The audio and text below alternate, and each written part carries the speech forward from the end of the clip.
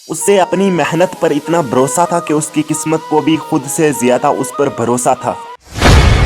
ये कहानी एक स्मार्ट और चालाकी भरे दिमाग वाले बच्चे की है जिसका नाम माइकल था। बात है 1963 की। न्यूयॉर्क में एक बच्चा पैदा हुआ। जब उसने आंख खोली तो देखा कि उससे पहले 4 भाई बहन हैं उसके, यानी कि 5 भाई बहन और कमाने वाला एक पिता जिसकी इनकम इतनी भी नहीं थी कि वो अपने बच्चों का ठीक से पेट भर सके। माइकल जब 13 साल का था तो उसके पिता ने उससे एक कपड़ा दिया और पूछा कि तुम्हें क्या लगता है कि इस कपड़े की कीमत कितनी होगी। माइकल ने जवाब दिया, यही कुछ $1। माइकल के पिता ने कहा, हो सकता है कि इसकी कीमत $1 हो, लेकिन क्या तुम इसे $2 में बेच के दिखा सकते हो? अगर तुम ऐसा कर लेते हो तो तुम अपनी फैमिली की हेल्प करोगे। माइकल को लगा कि उसके पिता उससे चैलेंज कर रहे हैं। उसने कहा वो जरूर बेचेगा। घर गया, कपड़े को अच्छी तरह धोया, प्रेस किया और निकल गया वो उस कपड़े को $2 में बेचने। 6 घंटे की मेहनत के बाद आखिरकार वो कपड़े को $2 में बेचने में कामयाब हो गया। अब उस 13 साल के बच्चे का ये रोज का काम बन चुका था। तभी एक दिन उसके पिता उससे रोक कर कहते हैं कि बेटा, तुमने ये साबित कर दिया कि तुम इस दुनिया में बोझ बनने नहीं आए हो,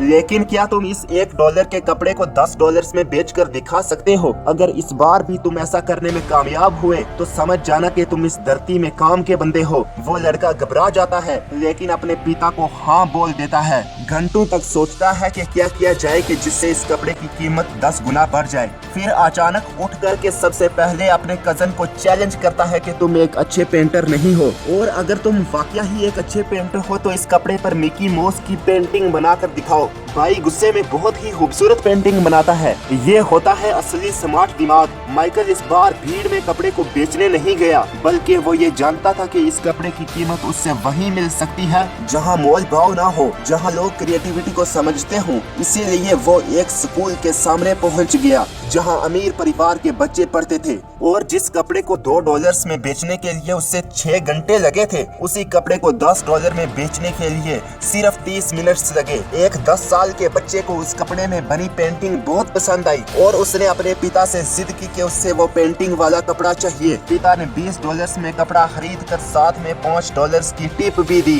ये $25 माइकल के लिए बहुत ज्यादा थे, यानी अपने पिता की इनकम के बराबर थे। जैसे ही ये बात माइकल ने अपने पिता को बताई तो उसके पिता ने माइकल को एक और कपड़ा दे दिया और पूछा कि तुम इससे $200 में बेच सकते हो? हाँ, अगर तुमने ऐसा कर दिया तो तुम इस दुनिया में काम के ही नहीं बल्कि कीमती इंसान बन जाओगे। इस बार माइकल डर गया था। यह सुनकर वो मना करना चाहता था, वो कहना चाहता था कि वो ये काम नहीं कर पाएगा। उसने बिना किसी डाउट के कपड़े को उठाया और हाँ में जवाब दे दिया। 2 महीने बाद चार्लीज एंजल मूवी की प्रमोशन के लिए फरा फोकेट नाम की एक्ट्रेस वहाँ आई थी। वहाँ माइकल भी जाता है और प्रेस कॉन्फ्रेंस खत्म होने के बाद बोलता है कि मैं आपका बहुत बड़ा फैन हूँ, क्या आप मुझे इस कपड़े में अपना ऑटोग्राफ दे सकती हैं? एक्ट्रेस ने देखा कि एक छोटा बच्चा उससे ऑटोग्राफ मांग रहा है। उसने खुशी खुशी साइन कर दिया। कपड़े पर साइन लेने के बाद माइकल बाजार जाता है और जोर से चिल्लाने लगता है, ये जर्सी मिस फरा फोकेट की साइन की हुई है, इसका प्राइस सिर्फ $200 है। देखते ही देखते वहाँ बहुत बड़ी भीड़ जमा हो गई और उस कपड़े की बोली लगानी पड़ी। $200 में मैं लूंगा, 250 में मुझे दे दो बच्चे, 300,